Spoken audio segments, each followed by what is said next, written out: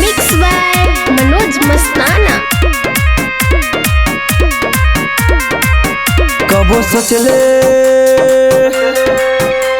सोचले न रही उहे काम कैले गे, अपन यारावा के खुदे बदनाम कैले गे। कबो सोचले न रही उहे काम कैले गे, अपन यारावा के खुदे बदनाम कैले गे।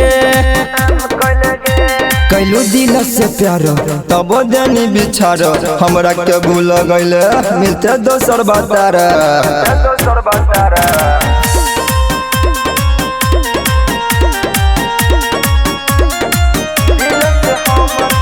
दिल से हमर तू कह देनी खेला, दे देनी धोखा भेजा देनी जेला। जोगे दिल से हमर तू कर देनी खेला, दे देनी धोखा भेजा देनी जेला।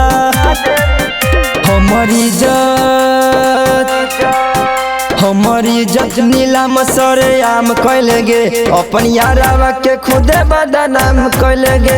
कबो सोचले न रही उहे काम कैले गे, अपन यारावा के खुदे बदनाम कैले गे।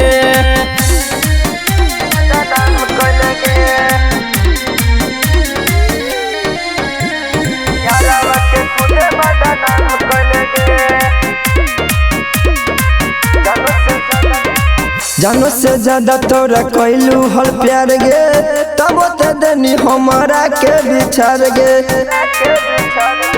धोखेबाज कहीं का जानो से ज्यादा तोरा कैलू हल प्यार गे, तब ते देनी हमारा के बिछार गे।